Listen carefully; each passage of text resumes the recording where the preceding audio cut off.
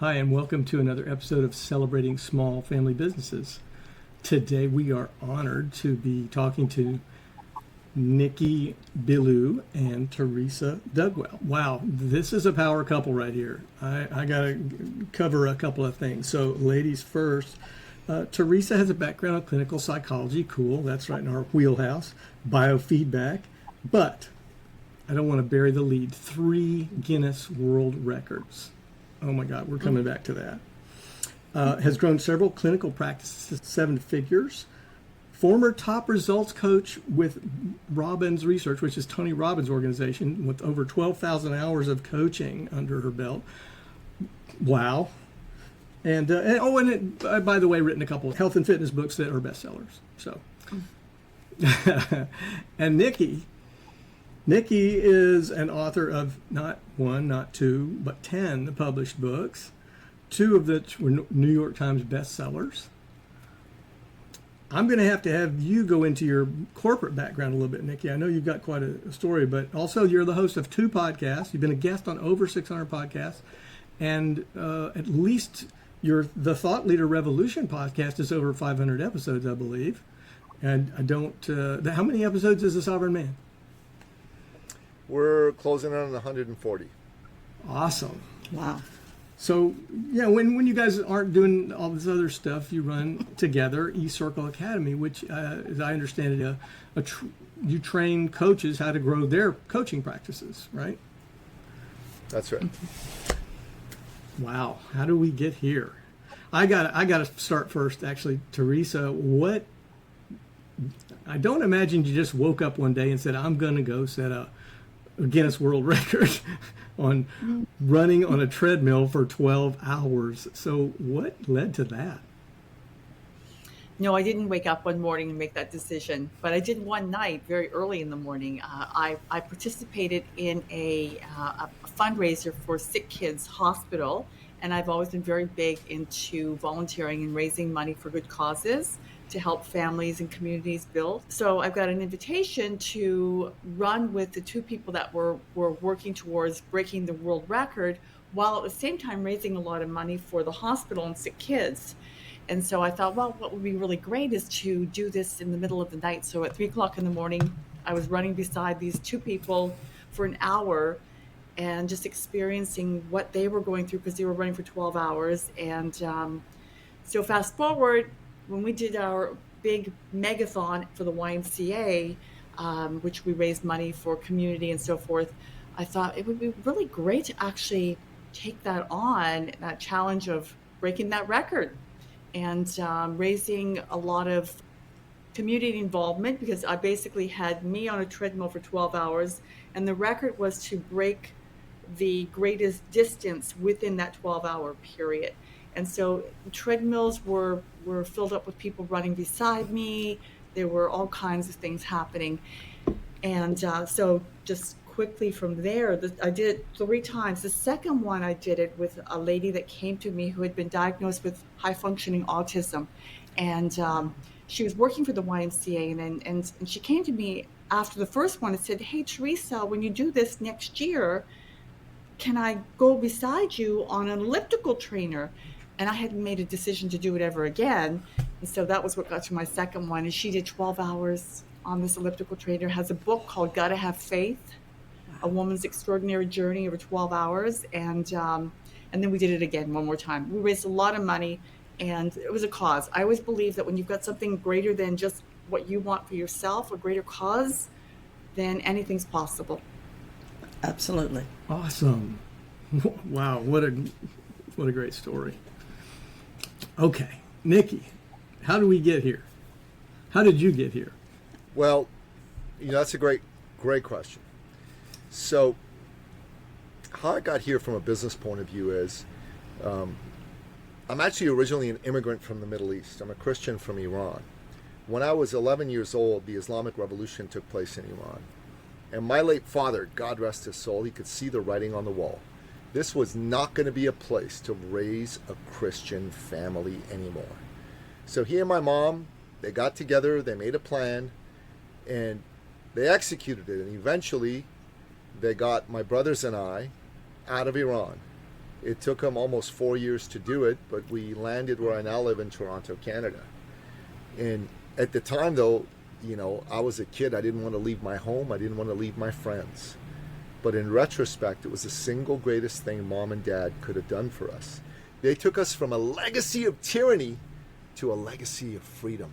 And I believe inside every human breast beats the living heart of freedom. Every man, every woman on this planet desires to chart their own course, to march to the tune of their own drummer.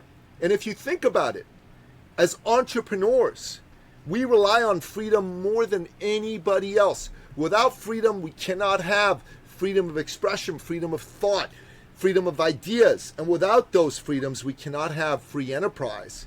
And without free enterprise, you've just got cronyism, and you can't figure out what path you want to go down. So I've become this gigantic advocate for freedom. And my late father, he was the same. He was a big believer in freedom. And guys, he was the greatest man. If you met him, you'd love him. If you were looking for work, he'd sit you down in his office. He'd call all his entrepreneur buddies until one of them gave you a job. If you were looking to start a business, he'd sit you down. He'd help you think it through, come up with some ways of accessing capital, getting clients, even if you were going to compete with him, because he didn't believe in competition. And if you were trying to buy a car or a house and you didn't have quite enough money, Dad would give you a loan to top you up that he'd never let you pay back. Now, a lot of people go to me, come on, Nikki, this sounds unbelievable. This is like Hollywood, man, too good to be true. Who does that? I said, well, the late, great Napoleon Billou, for one. Why would he do such a thing? The skeptics would say, first and foremost, he was a devout, committed Christian. He believed he'd been blessed by his Lord and Savior, Jesus Christ, and it was his duty to share those blessings with his fellow man and woman. But secondly, he did it because he could. He was rich. He was successful. And every single day, Dad would tell me, son, life is about people. It's not about money. I said, okay, Dad. And then he'd say, son, business is about people. It's not really about money. I'm like a smart aleck 8-year-old. Come on, Dad, what are you talking about? Of course, business is about money. Without money, you can't have no business. I was so pleased with myself that I came up with that all by myself at 8 years of age. And Dad said, that's true, son. But without people, there's no need for money. There's no need for business. Exactly. That man, that woman standing in front of you, that's someone's hero. That's somebody with hopes, dreams, fears, just like you. Maybe someone just like you let them down. It's your job to restore their faith in humanity, because every human being needs somebody they can trust, needs somebody to believe in them. And he said, everybody, me, you, everybody has moments where our self-belief wavers. And they need somebody to show them how great they really are, that they're a child of God. And you know what? My father passed away February 23rd, 2020. And when he passed away, he passed the torch of believing in people to me. And now I carry that Billou torch. And if you ask me, what do? There's a lot of things I do. There's a lot of things I've done in my life. A lot of accolades, a lot of accomplishments. But the thing that I'm most proud of is I'm my father's son, and I'm a professional believer in people. Awesome. Awesome. Very nice. So is that also what got you into the coaching realm? Absolutely. Absolutely. Because I believe that every man and woman in business is a hero. Like they're like my dad. They're people that are going out there. They got a vision. They want to make the world a better place. And we're living in a time where there's dark forces that are vilifying those good men and women that are out there trying to create business. They're actually supporting socialism, godlessness, and crazy stuff like that. And I believe that entrepreneurs outside of our military who fight, bleed, and die so we can live under the blanket of freedom that they provide are the greatest people in our society, because every good thing in our society happens because of an entrepreneur with a dream. So I want to help entrepreneurs become successful. But here's what I've realized. There's a lot of entrepreneurs that are good people with the highest ethics, the highest morals, but their sales and marketing skills, and pardon me for using this technical expression, suck. They stink. They're not good at it, right? And so me, my dad was an entrepreneur. He's a Persian bazaar merchant, man. I know how to sell. I know how to market. That's what I studied in school. And I don't have any issues with sales. And a lot of people, especially in the coaching field, they got an issue with sales. They're like, I don't want to be one of those pushy people, one of those salesy guys and gals. No, not me, not me, not me. And you know what happens? They don't go after sales they should go after. So their business doesn't do as well as it should. The client who needs their help doesn't get their help. And some charlatan marketer with no morals and ethics, but really good sales and marketing skills will come in there, scoop up that business, and they don't care if they deliver or not. And the sum total of goodness in the world comes down. So the thing I'm most passionate about is helping good men and women and having a frank come to Jesus talk with them. You don't sell, you don't have a business. I'm going to show you how to sell ethically from the heart. But I'm also going to make you realize that you need to become passionate about sales and you need to become expert at sales if you're going to have a business worthy of the goodness in your heart and the dreams and ambitions that you have for yourself and the people you love. So how did you sell this lady on becoming your spouse and getting in business together? Well, it's a heck of a story. You know, years and years ago, I was married once before and was going through a divorce. And one morning I was in the gym early in the morning. And for one of the 4 occasions in my life, the good Lord spoke to me directly. And I heard his voice coming to me from over there. And it said, pay attention. She's the one. She's your soulmate. And it just drew my eyes to this beautiful blonde woman standing on an elliptical trainer with headphones on and head down, not wanting to be bothered. And I'm like, oh. And I was so overcome and flabbergasted and then immediately frightened that I proceeded to do nothing. I just tried to see if anybody knew her because I was too chicken to go approach her. And nobody knew her. A couple months later, I was talking to a woman in the gym. It was a friend of mine. She's a good lady. She's a lesbian. And I knew her really, really well. And we talked and I said, do you know this blonde lady? She's really pretty. Do you know who she is? And at first she says, no. I don't know who she is. I don't know. And she says, wait a minute. You're talking about Theresa. You're talking about Theresa. And she just was like exclaiming that in a loud voice. And normally I'm an exuberant, loud person, but I'm like, keep your voice down, man. Come on. And she's like, she grabbed me by the arm, you know, Debbie, God love her, Debbie the lesbian, the awesome lesbian, grabbed me by the arm and dragged me, kicking and screaming, to Theresa and said, Theresa, meet Nikki. Nikki, meet Theresa. And that's how we met. And then we started to date. And I started to write her love poems because I'm Persian and, you know, we're known for that. I wrote her a love poem a day for 30 days. And shortly thereafter, I kind of won her heart. Nice. So since we're talking about what you guys brought to your work together, Theresa, years of working with in the Tony Robbins organization, all those hours of coaching, what are a couple of major takeaways, lessons that you brought from that you know are foundational for you guys today? Yeah, we both bring something different to the environment. As you can see, Nikki's very passionate and he's got the energy and so forth. And I'm like the Mother Teresa at some level. Some main things that I've learned through the Tony Robbins experience, and which was an incredible experience, I have to say. The training that we received every year was constant. We were always learning, always training. And one of the big things that I learned is that there's 3 factors that determine how we will be, what our state will be every single second of our life. And we really have control over that state, if we want to have control over it, of course, or we can have it out of control. And that is whatever we focus on as human beings. Whatever we focus on, we usually give it a meaning, and then that meaning then will affect what we say to ourselves, the language we use, whether it's building us up or tearing us down. And then as part of all that, there's the physiology and how we carry our bodies. You've probably heard of the power pose. The power pose. Amy Cuddy made that kind of famous.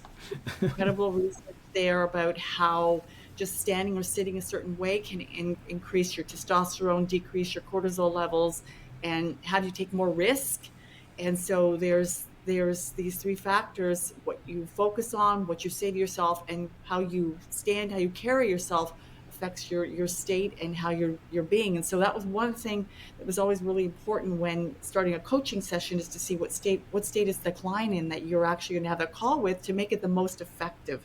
Because if you're in a really crappy state, then of course you want to work towards getting out of it, but there's that initial place of identifying where you're at when you start out. So that was a big part of understanding people and their state. Business mastery was another very, very incredibly informative learning experience. And I was also a business results coach. So I worked with corporations as well who signed up for business mastery. Again, for that, it was having a clear, concise plan of action. It was building a powerful network, a team. It was like, these were important factors in building a business, constantly improving your business, following a system that you were always looking at different aspects of your business, so that you didn't just decide one day to look at your numbers, but rather there was a system you follow, you go back around and you would constantly be improving. So that's a constant, never-ending improvement, so that you would revisit things, your marketing. Okay, how are we doing? We'll look at it this week, but in another 6 weeks, we'll look at it again and see where we're at and how to measure it and so forth. So there's always growth. You've always had to be growth, and the team was so important as you're building that. So that was another really important aspect of building a business, is always don't ignore all the little things that are there that you think are little things, because they can build up and stack really fast and become problematic if you don't pay attention. So pay attention to all those little details. That was another very important aspect of the business training and the work that I did as well. And the third thing I would say, I learned a lot about myself working as a Tony Robbins coach, and my own limitations. And it's just the limitations that we carry with ourselves that prevent us from moving forward. So many of us have that running on a treadmill for 12 hours and breaking those 3 world records was not the ordinary Theresa, but it was the Theresa that I could settle with. If not doing that, that's where settling would be. I wouldn't have done that, because it'd be like, oh, that seems really hard, and maybe I don't want to do that. All these reasons why, and maybe I can't do that. And I had people saying to me, you might hurt yourself, like all these messages coming to me, thinking it was a little crazy. However, if I didn't step into that and take that opportunity, that risk, then I wouldn't have grown outside of just being ordinary. And I believe everyone has that availability of being ordinary. We can all be ordinary. It's actually when we believe in the next level, what's possible within ourselves, and that's through community. That's through a very supportive team. You need people around you that believe in you until you actually believe in yourself. It's what you tell yourself, again, going back to state, but everyone has that extraordinary in them. It's how many people actually discover it. And it's not just getting it once. How do we keep that extraordinary in our lives and keep working it? Because that's how you can make the biggest impact on other people's lives. And I believe I am here.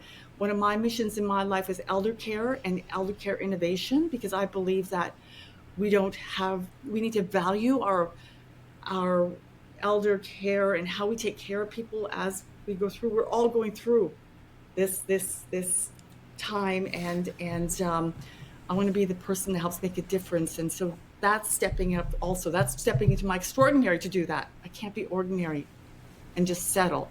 And so, but we can fall into that. And it's okay to settle sometimes. However, it's being present to what's possible and not ignoring that, and having the people you need to get there. Yeah, that could be a really powerful coaching question, is asking somebody, so what are you settling for now? Or what are you tolerating, right? Yeah, it's so easy to tolerate, because the thing about tolerating is it's comfort, it's certainty. We know it. And as human beings, we love certainty. The devil you know. Yeah, uncertainty, where the risk, it's the difference, that it's stepping into that and feeling that discomfort while you grow. And if you don't feel the discomfort, there's no growth in comfort. Now Right. you're in our wheelhouse. So you guys work together, eCircle Academy, you run it together, of course, we're celebrating small family business, so we want to talk a little bit about the family aspect. How do you guys manage your roles within the company, and and also manage the family and the personal relationship and the business? Go ahead, Who honey, wants to and take then it? I'll chime in. I was going to say, I'll let you have that opportunity. You're great at talking about those things. What do you say, Nikki? Sure. So inside the business, we've got some very complementary roles. So Theresa does pretty much most of the one-on-one coaching with our clients. So when someone signs up for our program, there's an aspect of it that is lessons and education in the form of modules that are available to people. So one of our programs called 90K in 90 days. It's about how to add an additional $90,000 in sales over and above what you know is coming in the next 90 days. So, for example, inside that program, it's a 90-day program, 12 weeks, 13 weeks. The way that it works is that if you sign up for that program, you get access to the video and education modules around structure of a sales call, around objection handling, around how to get the chattering monkeys out of your mindset, and around how to get really clear on your messaging for your ideal client and who your ideal client is, and all that stuff. So all that's educational and available in modules. Then there's weekly group calls that are led by myself and an associate of mine named Mark von Musser. He actually used to be Tony Robbins' director of coaching and training. He's the person who hired Theresa, and he's coached us as well. So Mark's amazing. He's helped generate over $1 billion in sales for the various clients he's worked with. And he and I lead that part together. And Theresa does the one-on-one coaching with people. So anything that can't get handled through the education or the group situation pretty much is Theresa's bailiwick. She takes care of that. She's really good at it. She's done over 12,000 hours of one-to-one coaching with people. So that's kind of what she's good. And I'm fire, she's ice. You know, my job is to get people fired up. I can sometimes push them, challenge them, because that's what they need in order to get out of their comfort zone. And Theresa's job is to be Mother Theresa, loving, kind, and just get everybody feeling that they're cared for and loved. And that's really the aspect that she does in the business. So when we're doing the business, that's kind of how it works. And as far as our personal relationship is concerned, you know, it's a blessing to be in business with someone that I love and am in a relationship with. And it also can be challenging, right? It's one of the things that we got to constantly work on. Make sure we have time for date nights, make sure we have time to go away on vacations and things like that. Personally, I don't think we do enough of that, and I want us to do more. And it's my job to enroll my beloved in joining us. So what is one thing that you could share with our audience that maybe you learned about working together that, you know, kind of changed your whole parameter? Go for it, sweetheart. What I've learned is that we really have taken on these roles in a way that our own personalities, and it's just like this natural process between the two of us because we're together. It was just this natural way of being able to move to the place that we both shine and where we can make the greatest difference to help with the growth. Like with my part of the ice, which I actually, it's funny because I like the cold and Nikki likes the heat, and he's the opposite. But basically, taking on these roles, like my role is really like I'm supporting individuals and seeing where they're having challenges and what do they need, and always making sure that everyone, in some sense, taken care of. I pay attention to what they need so I can go back to Nikki and say, hey, you know what? I think we really need to pay attention to this individual here who needs some extra support in this area. What can we do? What do you suggest we do here? So we can collaborate. And so that's been really nice how we can have that relationship to go back and forth so that we can give the best to our clients from both of us and show up the best for them so that they're getting the best results they can and they feel that support. Cool. Can I take a stab at adding what I perceive? you both come from backgrounds of communication, but in different realms where, but they're both about listening. Nikki, if you're doing sales that's not smarmy or pushy, then you've got to be doing a lot of really deep listening and listening for keywords and listening for where, motivations of people and what they're feeling. And Theresa, from your coaching, same, but from a very different, with a different end result in mind, but a lot of deep listening and communicating and asking questions for clarifying. So when you come together, it sounds like you're both bringing that shared strength to your collaboration. Is that accurate? Yeah, I'd say so. Absolutely, yes. Yeah. The communication, that's really important. It is for everything. How do we communicate with our clients, how we listen, as well as how, the listening is so important. I heard someone say once, we have 2 ears and 1 mouth, which means use your ears twice as much as your mouth, which was, I thought, okay, that was good. Mm-hmm. So, yeah. And also learning to listen to yourself.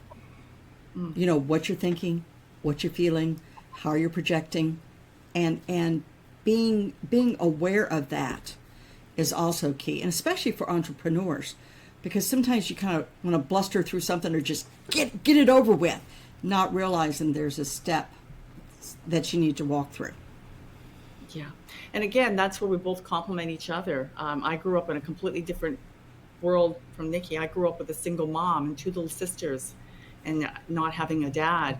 And so I learned very early how to take care of things and how to care for, I had to take care of my little sisters and make sure my mom was okay. And so I come into it from a place of just wanting to take care of things and listen and care. And Nikki has his way, which is his way of showing he stands for greatness. He's one of the gifts that Nikki really has is he sees greatness in everyone that he encounters.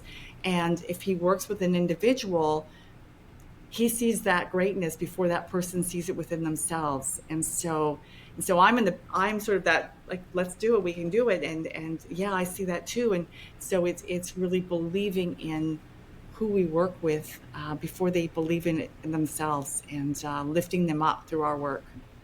And especially difficult for entrepreneurs, especially solopreneurs, that sometimes don't have that backing that they need. And the tendency to focus on our, what's missing instead of what we got. That's right. That's our main thing. Is we want to work on strengths. Yeah. Let's solidify those strengths. All that other stuff is bull to a large extent.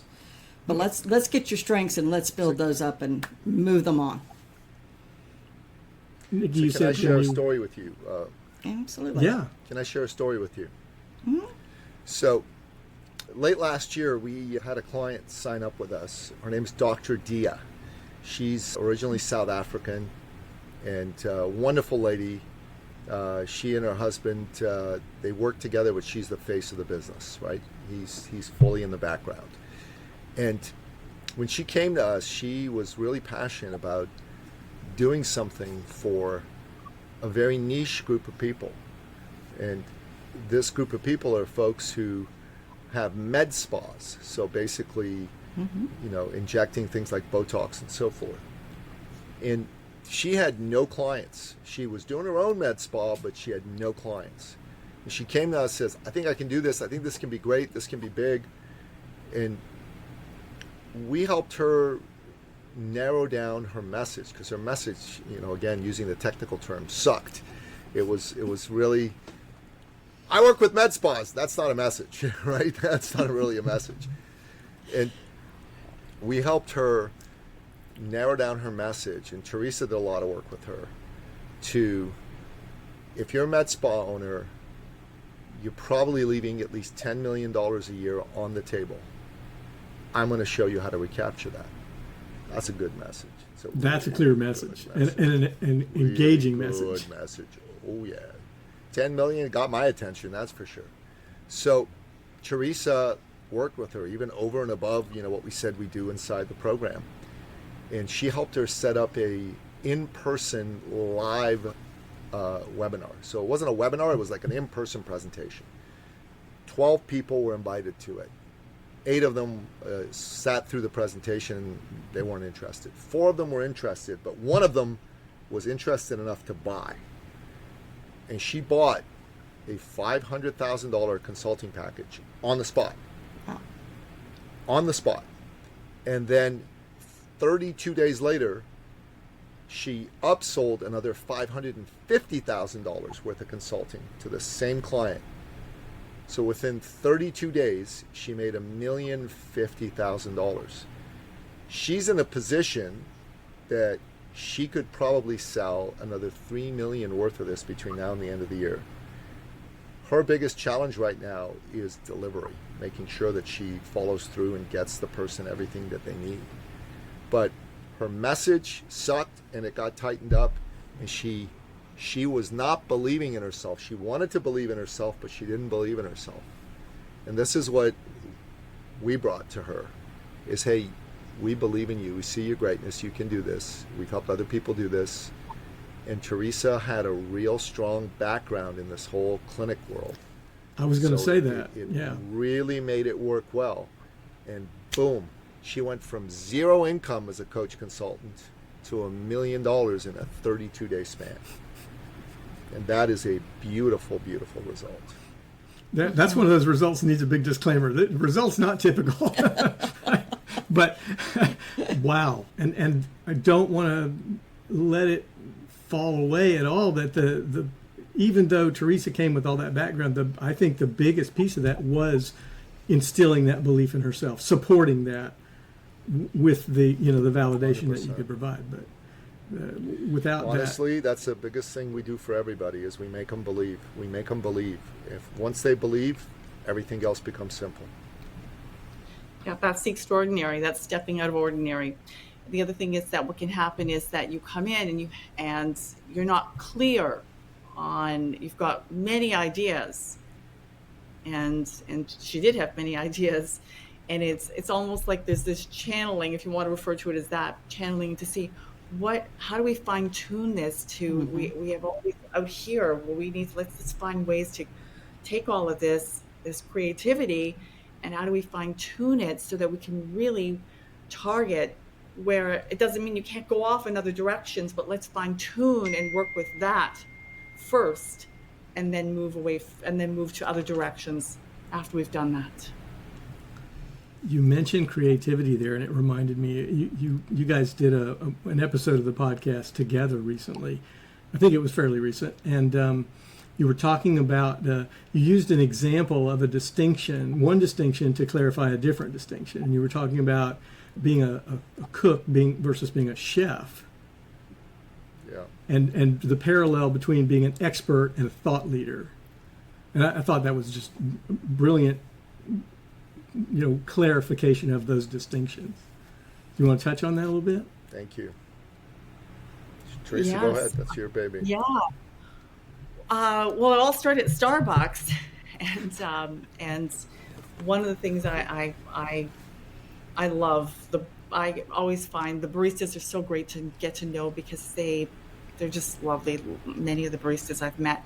So one of the drinks that I have was an almond milk latte with some stevia, and I remember receiving one day, and I always take the lid off for some reason before I drink anything to look at it. It's just what I do. And so when I walked away with the drink, I took the lid off, and it was a very dark looking coffee. It didn't really have that latte look, which is supposed to have some foam on top and so forth. And it was like, oh, it doesn't look all that. It was just a reaction I had was, oh, that's just a coffee. Then I went back again another day and received another one from another barista. And when I opened up the lid, I saw this beautiful heart, and I took photos of the different ones I was getting, just because there was something was about it. I thought, this is so interesting. And so I took a photo, and there's this beautiful heart. And I thought, that's so interesting. And I thought, oh, that's so beautiful. And there was all these emotions, this feeling I got and so forth. And thank you. And that's so interesting. Like the 2 different drinks, there's this same formula, But the way, this was a transaction, the one that was just dark coffee, where this one was an experience. And so now cooks are amazing and chefs are amazing too, but there's a different approach when you receive the food. So for instance, you can boil a hot dog, a cook can boil a hot dog and give you, or grill a hot dog and put it on a bun with some relish and mustard and so forth. That's what a cook would provide you with potentially. Whereas a chef may look at that hot dog and see something beyond that, where there's some carvings in the hot dog and it's grilled differently, and there's just the way it's presented, it's different. So, and then when you have it, you actually, there's a relationship between the experience in that hot dog versus the one where it's just, you're hungry and you want to have a hot dog, so you're going to eat the hot dog, and there's just a transaction. I need food. I'm hungry. That's where that came from. I thought the cook and the chef. So I use that when I go to Starbucks. They've kind of gotten to know me as this, when I say, hey, are you going to be a chef today? And so, and actually, it did have an impact on the stores that I go to because of the managers and so forth, and just the paying attention to those little details. And that's, again, ordinary versus extraordinary. Again, it's just shifting to another level of standard. What is it you want to offer to someone else? And same with our business. What is it that we want? It's not just a transaction to us. A person is not a transaction. A person is someone there. We want to give them an experience. So we want to be the chefs in our business, not cooks. Right. 100%. Yes. I think every business in some way delivers an experience, and ultimately what people are buying is an experience. They may not be able to express it verbally very well, because they've been taught to say what they want done.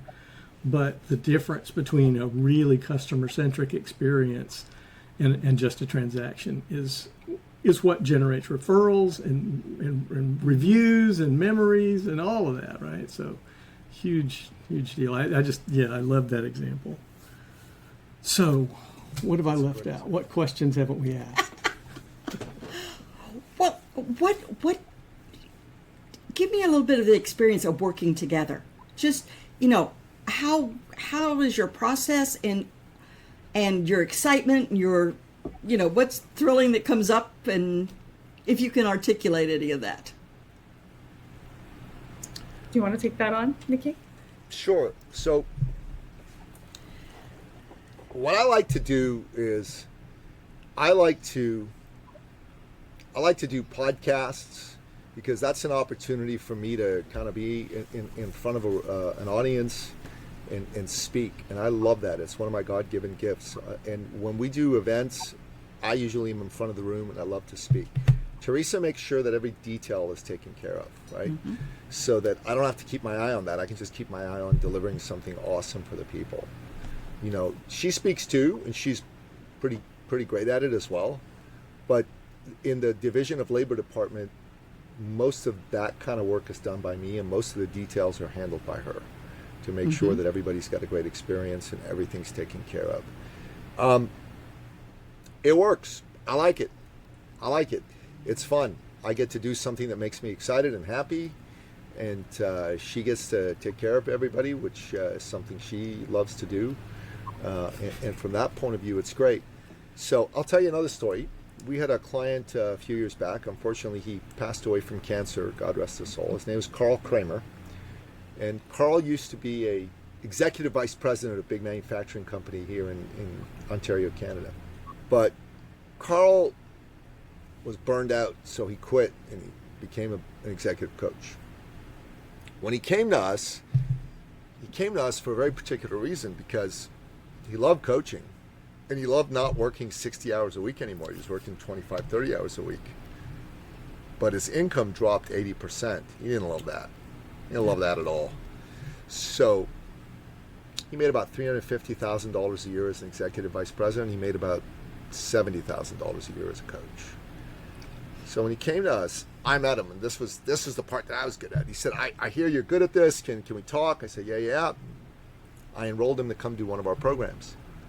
And I asked him, what would be an amazing outcome for you? He said, if I can just make the same amount of money that I made as an executive vice president, but still work 25, 30 hours a week doing coaching, I'd be thrilled. He signed up for our program, and he signed up for a year-long program that we offer.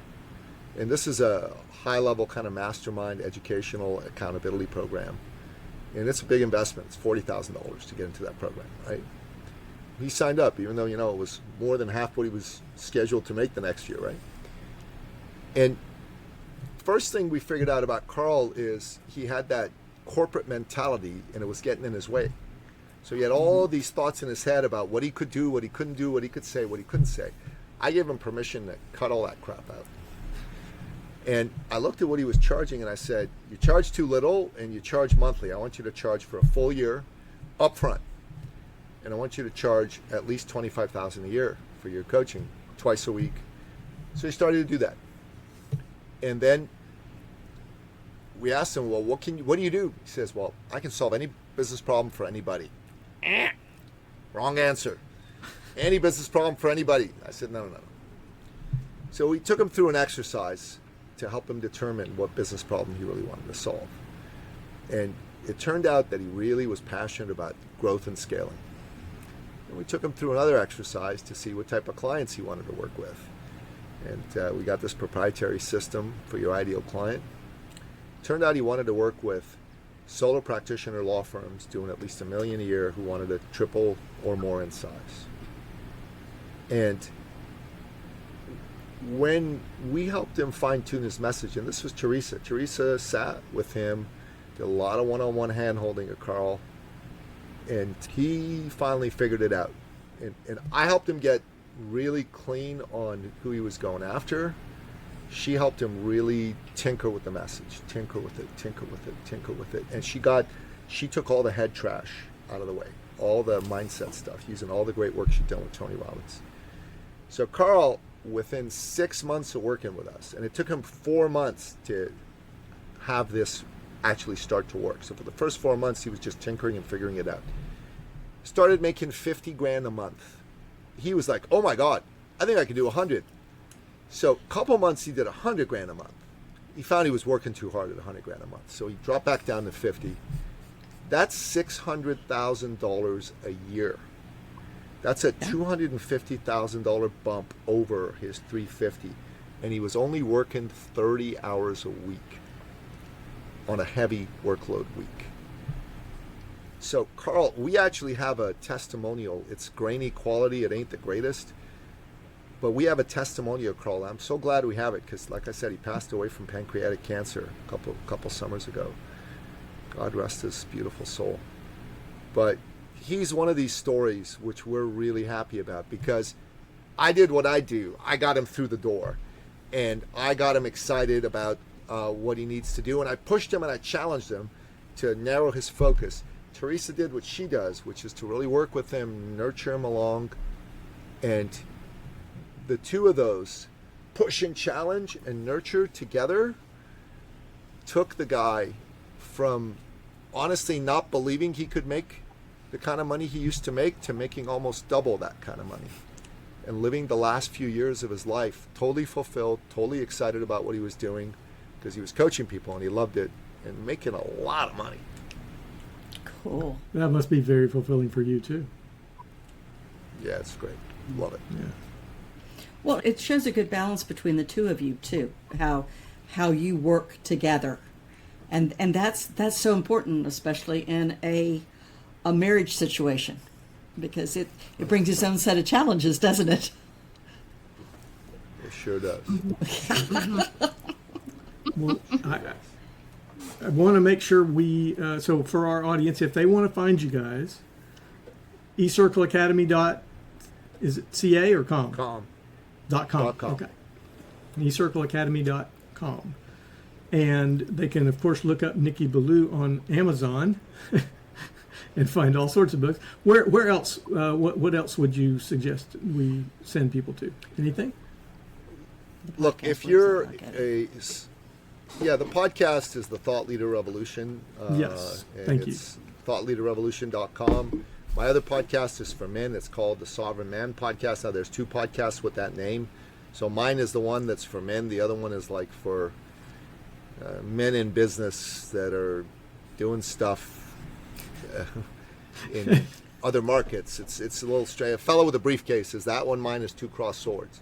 So you Okay. can go check those out. But if you're a solopreneur or couple business and you want to have a conversation about scaling in particular, and you're stuck a little bit, you're not where you want to be, and you want to get to another level, then I'd say jump on a phone call with myself. Go to ecircleacademy.com/appointment, and that is what we call a success call. It's similar to a discovery call. It's free. It's a wonderful opportunity to have a conversation, get to know each other. So try that. Great. Wonderful. Thank you so much for spending this time with us. We are Thanks for looking having forward us. to sharing this and having another conversation at some point in the future. Yeah. Is there any Much other words of appreciated. wisdom that you'd like to share with our listeners? Theresa, go for it. Words of wisdom. I would just invite anyone listening to think about how just today you can become the chef in your life, or Very nice. go from ordinary to extraordinary just for today. Very nicely said. Thank you. Needed to pull that little bit out. Wonderful. All right. Thank you.